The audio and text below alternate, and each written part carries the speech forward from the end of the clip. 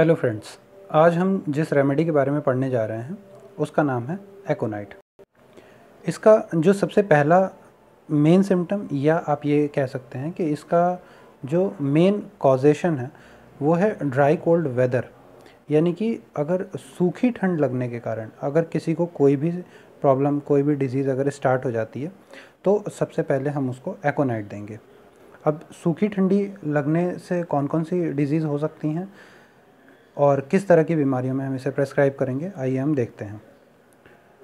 सबसे पहला, या तो अगर कोई इंसान जैसे ठंड के मौसम में बाहर घूम रहा है और बिल्कुल सूखी सर्दी पड़ रही है, ठंडी हवाएं बिल्कुल चल रही हैं, मौसम बिल्कुल ड्राई है और बहुत ठंड है, और वो बाहर से आया और सडनली उसको लकवा मार जाए बॉडी के किसी भी पार्ट में, चाहे चेहरे का हो, पैरों का, हाथों का, किसी भी पार्ट का, अगर उसे पैरालिसिस हो जाए तो उसको अगर हम क्विकली अगर उस वक्त एकोनाइट अगर उसको दे देंगे तो पेशेंट बहुत तेज़ी से रिकवर कर जाएगा।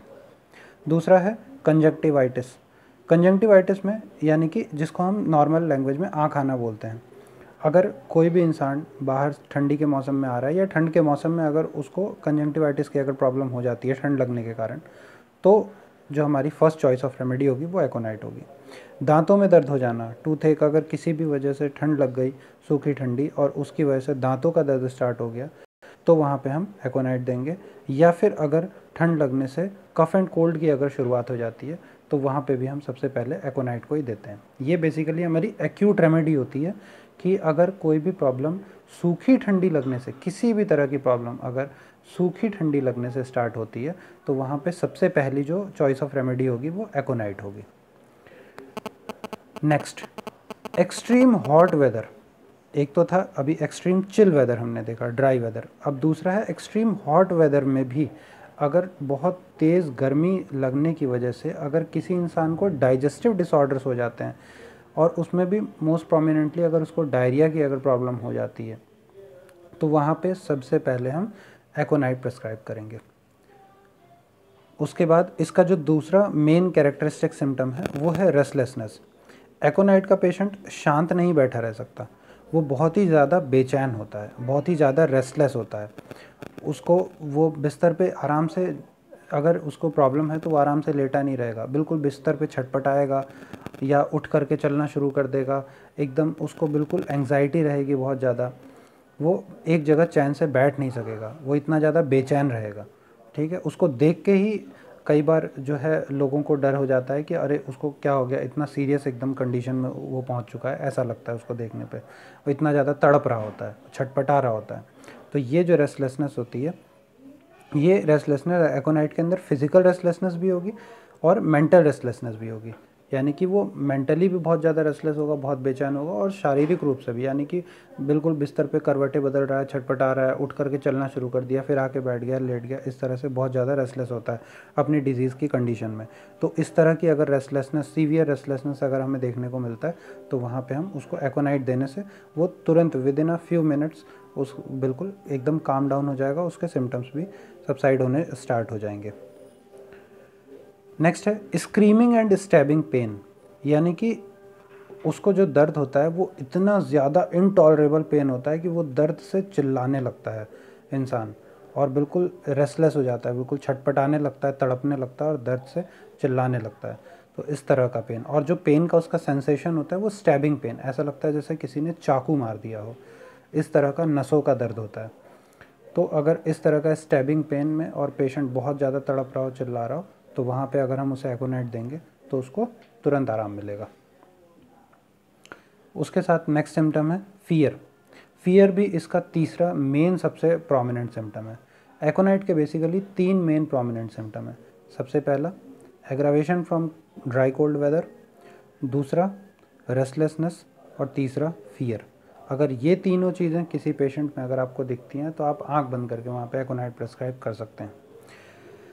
अब इसका फियर कैसा होता है, ये अनरीजनिंग फियर होता है, यानी कि उसके डर का कोई कारण नहीं होता किसी भी तरह का, उसको बस डर लग रहा होता है। अगर डिजीज़ हो गई तो वो इतना ज़्यादा डरने लगेगा कि अपने मौत के बारे में बताने लगेगा। वो बोलेगा कि अरे मुझे लग रहा है कि अब मैं मर जाऊँगा, अब मैं बच नहीं पाऊँगा, अब मैं बच नहीं सकता। उसको ऐसा लगेगा कि उसको बहुत कोई सीरियस डिजीज़ हो गई है और वो बहुत ही जल्दी मरने वाला है। इवन वो अपनी डेथ का टाइम भी बताने लगता है कि कल शाम तक मैं मर जाऊंगा, मुझे नहीं लग रहा है कि अब मैं बच पाऊंगा, इस तरह से वो बोलना शुरू कर देता है। तो अगर इस तरह का फियर और फियर ऑफ डेथ और पेशेंट अपने डेथ के बारे में प्रिडिक्शन करने लगे तो वहाँ पे हम एकोनाइट दे करके पेशेंट को रिकवर कर सकते हैं। ये एकोनाइट का एक बहुत मेन सिम्टम है।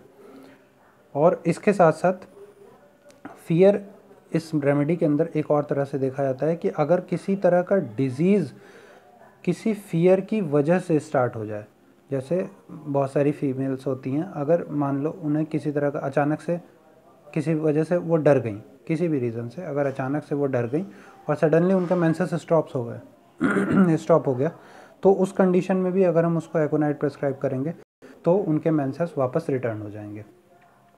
तो इस तरह से तो ये फियर इसका एक कॉजेटिव फैक्टर भी है और एक कैरेक्टरिस्टिक फैक्टर भी है।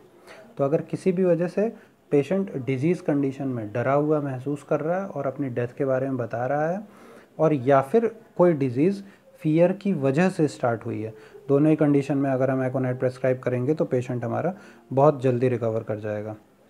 नेक्स्ट सिम्टम है इसका कि after surgery of I, urinary bladder etcetera, यानी कि अगर किसी पेशेंट को आँखों की सर्जरी या फिर पेशाब की थैली जो होती है उसकी अगर सर्जरी होती है, उसके बाद अगर हम उसको एकोनाइट देते हैं तो पेशेंट बहुत जल्दी रिकवर करता है। Any acute sudden and violent onset of disease, कोई भी तरह की एक्यूट यानी कि तुरंत स्टार्ट होने वाली जो डिजीज़ होती हैं, अचानक से स्टार्ट हो, सडनली स्टार्ट हो और वायलेंस हो, उनके अंदर बहुत ज़्यादा वायलेंट कंडीशन हो, बिल्कुल पेशेंट बिल्कुल बर्दाश्त से बाहर हो गई हो तकलीफ़, इस तरह की कंडीशन आ गई हो। तो अगर ये तीन चीज़ें किसी भी डिजीज़ के अंदर दिखती है, अचानक शुरू हो, एक्यूट कंडीशन हो और बहुत ही ज़्यादा वायलेंट सिम्टम्स हो, बहुत एकदम पेशेंट तड़पने लगे, तो उस कंडीशन में सबसे पहले अगर उसको एकोनाइट देंगे तो मोस्ट ऑफ द केसेस के अंदर पेशेंट बहुत तेज़ी से रिकवर कर जाएगा और कोई सीवियर इलनेस आगे नहीं बढ़ेगी। नेक्स्ट हम बात कर लेते हैं इनकी मोडालिटीज़ के ऊपर। तो मोडालिटीज़ में सबसे पहले जो इसका एग्रावेशन है वो इवनिंग और नाइट में एग्रावेट होता है, ज़्यादातर इसके जो प्रॉब्लम्स होते हैं। पेन्स आर इनसपोर्टेबल, बिल्कुल दर्द बर्दाश्त नहीं होता, इतना ज़्यादा होता है। वार्म रूम के अंदर इसका सिम्टम्स एग्रावेट हो जाते हैं, गर्म कमरे के अंदर रहेगा तो तकलीफ़ ज़्यादा होगी। अगर लेटा हुआ है, लेट करके बेड से उठा व्हेन राइजिंग फ्रॉम बेड, तो इसको ज़्यादा दिक्कत होगी। लाइंग ऑन अफेक्टेड साइड, जिस तरफ प्रॉब्लम है, मान लो दाईं तरफ उसको अगर दर्द है तो दाईं करवट वो नहीं लेट सकता। और एम्लियोरेशन में इसका क्या है, ओपन एयर में, ओपन एयर और अनकवरिंग में इसका एम्लियोरेशन होता है। ओपन एयर खुली हवा में जाएगा तो उसको अच्छा महसूस होगा, या चादर हटा करके सोता है तो उसको अच्छा महसूस होता है। तो ये था एकोनाइट के बारे में। आई होप आपको ये वीडियो अच्छा लगा होगा। Thank you very much.